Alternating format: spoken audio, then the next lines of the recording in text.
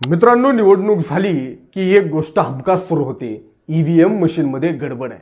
हे आता निवडणूक हंगामाचं ट्रेडिशन झालंय। जसं दिवाळीत फराळ तसं निवडणुकीत ईव्हीएम वाद। गेल्या अनेक वर्षांपासून विरोधक, विशेषतः महाविकास आघाडी सतत दावा करते की ईव्हीएम चिप बीजेपीसाठी काम करते, आमचं मत चोरीला जातं, खेळ बिघडवला जातो।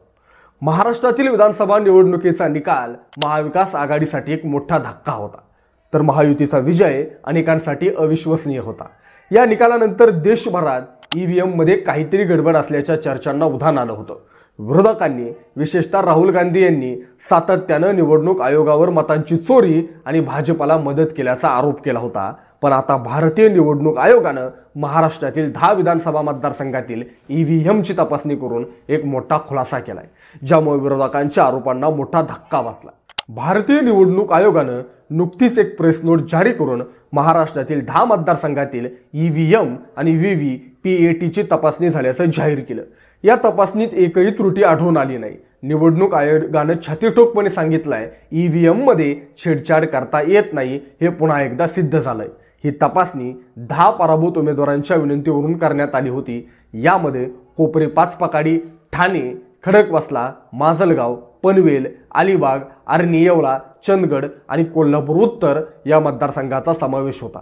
या सगळ्या ठिकाणी उमेदवारांच्या किंवा त्यांच्या प्रतिनिधींच्या उपस्थितीत ही तपासणी करण्यात आली।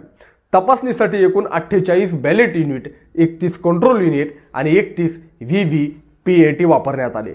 निदान चाचणी कोपरी पाचपाकाडी, ठाणे, खडकवासला, माजलगाव या ठिकाणी मेमरी आणि मायक्रो कंट्रोलरची तपासणी करण्यात आली। या सगळ्या चाचण्या यशस्वी ठरल्या। मॉकपोल पनवेल, अलिबाग, आर्णी, येवला, चंदगड, कोल्हापूर उत्तर आणि माजलगाव मध्ये मॉकपोल घेण्यात आला। यामध्ये सर्व यंत्रे व्यवस्थित काम करत असल्याचं आढळून आलं। व्हीव्हीपीएटी स्लिप्स आणि ईव्हीएम मधील मतांमध्ये कोणताही फरक आढळून आला नाही। ही संपूर्ण प्रक्रिया 19 ते 29 जुलै दरम्यान पार पडली। ईव्हीएम तयार करणाऱ्या कंपनीनं आणि आयोगानं या यंत्रांना प्रमाणित केलंय। राहुल गांधी आणि महाविकास आघाडीचे नेते सातत्यानं ईव्हीएम मध्ये गडबड झाल्याचे आरोप करत आहेत। ते मतपत्रिकांवर मतदान घेण्याची मागणी करत आहेत, पण आयोगानं पुराव्यानिशी या आरोपांना खोडून काढलंय। 10 मतदारसंघातील तपासणी आणि पडताळणीचा निकाल जाहीर झाल्यानं विरोधकांच्या ईव्हीएम संदर्भातील आरोपांवर प्रश्नचिन्ह निर्माण झालंय। आयोगानं ही तपासणी करून ईव्हीएमची विश्वासार्हता पुन्हा एकदा सिद्ध केली। या घटनेनंतर राजकीय वर्तुळात मोठी चर्चा सुरू झाली आहे। यापुढे विरोधक ईव्हीएमचा मुद्दा कसा मांडतात हे पाहणं महत्त्वाचं ठरेल।